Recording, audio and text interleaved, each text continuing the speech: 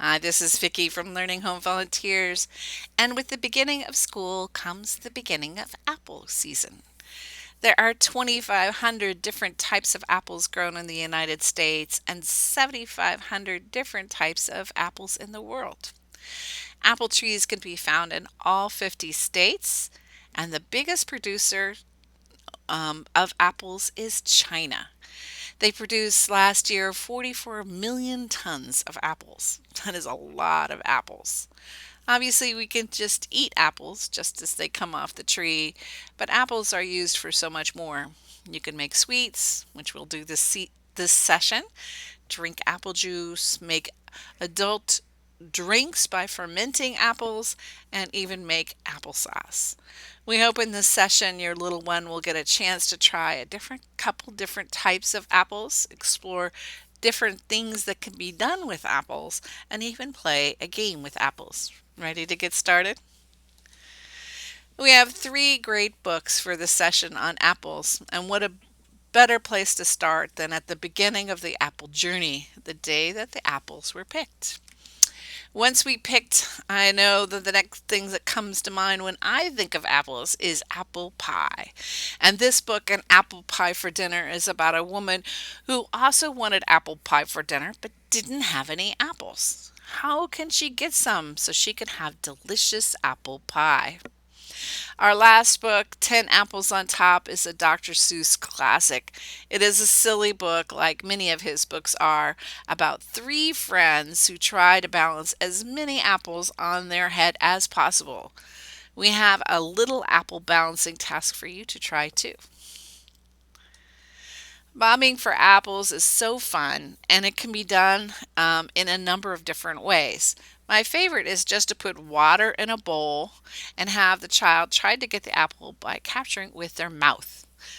Another way is to string a line and then tying the apples to that line by their stem. The child tries to capture it by biting it without using their hands. If your child isn't up for trying to use their mouth, then let's try some tongues. Whatever method you use, it will be great fun, and we'd love to see pictures of your child's attempt. Activity number two, balancing apples. Well, before we eat all of our apples, I thought we could try a little balancing of apples ourselves just to see how hard it will be for our three friends to try to balance 10 apples on top of their heads. So let's start with something way easier than balancing on your head. Let's balance on the top of tubes. In your box, we've included a number of different size tubes to which you can add some from your home or maybe even some cups. What makes the balance easier? Is it the height of the tube or the size of the base? I don't know. Let us know what your experiments find. After you research that issue, try balancing apples one on top of the other like our friends will do in the books. Is it easier or harder than the tubes? We would love to see some video. Activity number three actually has three different parts. The first part is about tasting apples. To prepare for this test, we need to select a yellow, red, and green apple and wash them. Do you think that the color of the apple or the type of the apple will cause it to taste different from another apple? Is there one that your child likes better? Once the apples are cleaned, the adult can core and quarter the apples. The child can use a regular dinner knife, IG not too sharp, and cut little tiny chunks of apples for them for their tasting test. Taste each sample of the apples from the red, the yellow, and the green, and then you can help them fill out the form by identifying the type of the apple, helping them choose what they thought it tasted like, and then have them color the apple to match the type of apple that it is, and then circle the face that best describes what they thought like the apple tasted like. So which one was the best for your child?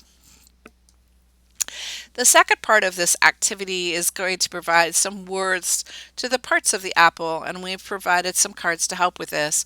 And going from left to right and top to bottom, we have apple seeds, the apple slice, apple stem, apple tree, apple leaf, and apple blossom. Can you say those in English as well as your native tongue? The last part of the activity is actually pattern matching. For each line on the sheet, we have a hint about how the pattern apples will follow. Let's look at that first row. It begins with a green apple followed by a yellow apple. And if all the other apples follow this pattern, what would the next apple be? Green, right? And the one after that? Yellow. And the next? Green. And then yellow. The next line is the same as the first line, but just with different colors. But the last line is different in that it uses three colors for its pattern: yellow, red, and then green. Tricky stuff. Predicting is one of the big skills that our children are working on. In the taste test, we were predicting if they tasted something from one apple to one type to the other, would it be different? And what would the difference be? Here, we're trying to figure out what the next apple should be in series. We had a donation of paint sets a couple weeks ago, enough to give each family a set. So in this session, we have two painting activities, so you have an excuse to use them right away. Stamping is a wonderful way to experience the shape and texture of an object, as both are transferred to paper when we make the stamp. Using over leftover bits from your taste test to stamp, you will want to paint the surface of the apple. You can either press the apple into the paint or put the paint on top of the apple with a brush. Once your apple is painted, press the apple to the paper. Notice the empty space where the apple dips, where the seeds and the core are. Kind of cool, right? Well, that's all for this week. So please put the rest of your apples in the fridge because we're going to need them for apple pie next week. I am so excited.